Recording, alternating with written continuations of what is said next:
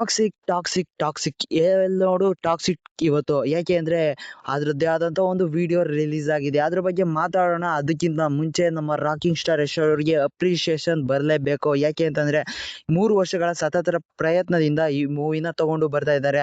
ಅಂದಂಗೆ ಇವತ್ತು ಅವರ ಬರ್ತ್ಡೇ ಕೂಡ. ಹ್ಯಾಪಿ ಬರ್ತ್ಡೇ ರಾಕಿ ಬಾಯ್ ಅಂತ ಹೇಳ್ಬಿಟ್ಟು ನಾವು ಈ ವಿಡಿಯೋನ ಶುರುವನ್ನು ಮಾಡೋಣ. ಅಂದಂಗೆ ನಂದು ಇನ್ನೊಂದು ಚಾನಲ್ ಇದೆ, ಅದನ್ನೇ ಮೂವ್ ಮ್ಯಾಜಿಕ್.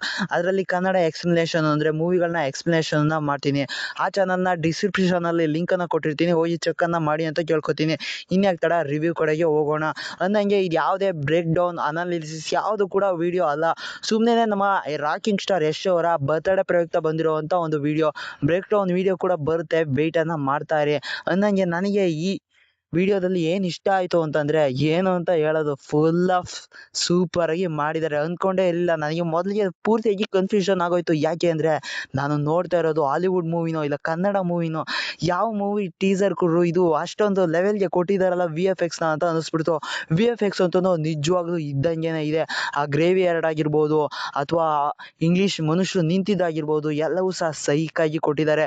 ಇನ್ನು ನಮ್ಮ ರಾಕಿಂಗ್ ಸ್ಟಾರ್ ಯಶ್ ಅವರು ಬಂದು ನಿಂತ್ಕೊಳ್ಳೋ ಸ್ಟೈಲ್ ಆಗಿರ್ಬೋದು, ಆ ಗನ್ ಎತ್ತ ಸ್ಟೈಲ್ ಆಗಿರ್ಬೋದು, ಅಥವಾ ಆ ಕಾರು ಬಂದು ನಿಂತ್ಕೊಂಡು ಅಳ್ಳಾಡೋದಾಗಿರ್ಬೋದು, ಅದರಿಂದ ಬಂದಂಥ ಒಬ್ಬ ಹುಚ್ಚ ಆಗಿರ್ಬೋದು, ಎಲ್ಲವೂ ಕೂಡ ಅದ್ಭುತವಾಗಿ ತೆರೆ ಮೇಲೆ ತಗೊಂಡು ಬಂದಿದ್ದಾರೆ ಅಂತಲೇ ಅನ್ಬೋದು. ಇನ್ನು BGM ಅಂತೂ ಸೈಕಾಗಿದೆ ಅಂತಲೇ ಹೇಳ್ತೀನಿ. ಮೊದಲಿಗೆ ನಿಧಾನಕ್ಕೆ ಎತ್ಕೊಂಡೋಗುತ್ತೆ, ಆದರೆ ಹೋಗ್ತಾ ಹೋಗ್ತಾ ಹೆಂಗ್ರು ಹಂಗೆ ಕೊಟ್ಟಿದ್ದಾರೆ. ಒಂದು ಕ್ಷಣ ನನಗೆ ರೋಮಾಂಚನ ಹೋಗೋಯ್ತು, ಆ ಲೆವೆಲ್ಗೆ BGM ಅನ್ನು ಕೊಟ್ಟಿದ್ದಾರೆ ಅಂತ ಹೇಳ್ಬೋದು. ಇನ್ನು ಕೊರಿಯೋಗ್ರಾಫರ್ ಅಂತೂ ಸಖತ್ತಾಗಿ ಮಾಡಿದ್ದಾರೆ.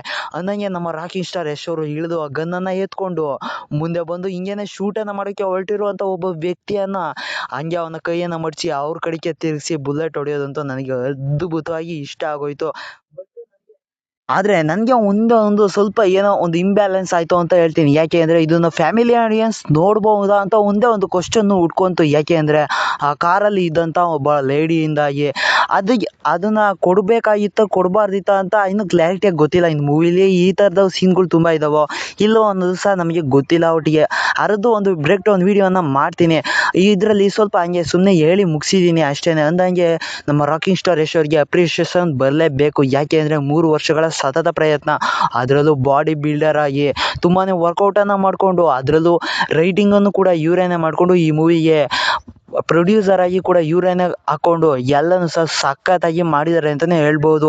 ತುಂಬಾ ಚೆನ್ನಾಗಿ ಮೂಡಿ ಬಂದಿದೆ ಇದೊಂದು ಟೀಸರ್ ಅಂತ ಹೇಳ್ತೀನಿ. ಆ ಗ್ರೇವ್ ಯಾರ್ಡು ತುಂಬಾ ರಿಯಲಿಸ್ಟಿಕ್ ಆಗಿ ಇದೆ, ತುಂಬಾ ಚೆನ್ನಾಗೂ ಕೂಡ ಇದೆ. ಇನ್ನು ನೆಕ್ಸ್ಟ್ ಬರೋದಾದರೆ ಇಷ್ಟೇ. ನಾನು ಒಟ್ಟಿಗೆ ಇನ್ನು ಕರೆಕ್ಟಾಗಿ ಏನು ಸಹ ಗೊತ್ತಾಗಿಲ್ಲ ಅದೊಂದು ವಿಡಿಯೋದಲ್ಲಿ. ಅದನ್ನು ನೋಡಿ ತಿರುಚಿ ಮುರ್ಚಿ ನೋಡಿ ಎಲ್ಲದನ್ನೂ ಕೂಡ ಅಪ್ಡೇಟನ್ನು ಮಾಡೋಕ್ಕೆ ನಾನು ಪ್ರಯತ್ನವನ್ನು ಮಾಡ್ತೀನಿ. ಅಂದಂಗೆ ಈ ವಿಡಿಯೋನ ನಾನು ಇಲ್ಲಿಗೇ ನಿಲ್ಲಿಸ್ತಾ ಇದ್ದೀನಿ. ರಾಕಿಂಗ್ ಸ್ಟಾರ್ ಯಶ್ ಅವರಿಗೆ ಮತ್ತೊಮ್ಮೆ ಹ್ಯಾಪಿ ಬರ್ತ್ಡೇ ಸರ್ ಅಂತಲೇ ಹೇಳ್ಬೋದು. ಏಕೆಂದರೆ ಈಗ 19/3/2026ಕ್ಕೆ ಆ ಟಾಕ್ಸಿಕ್ ಮೂವಿ ರಿಲೀಸ್ ಆಗ್ತಾಯಿದೆ. ನಾನಂತೂ ತುಂಬಾ ಎಕ್ಸೈಟಿಂಗ್ ಆಗಿ ಕಾಯ್ತಾ ಇದ್ದೀನಿ ಮೂವಿಗೋಸ್ಕರ. ಇನ್ನು ಟ್ರೈಲರು ಮತ್ತು ಸಾಂಗ್ಸು ಇನ್ನೂ ಏನೇನೋ ಅಪ್ಡೇಟ್ಸ್ಗಳು ಬರೋವು ಇದ್ದಾವೆ, ಅವಕ್ಕೆಲ್ಲ ನೋಡೋಣ ಕಾದು.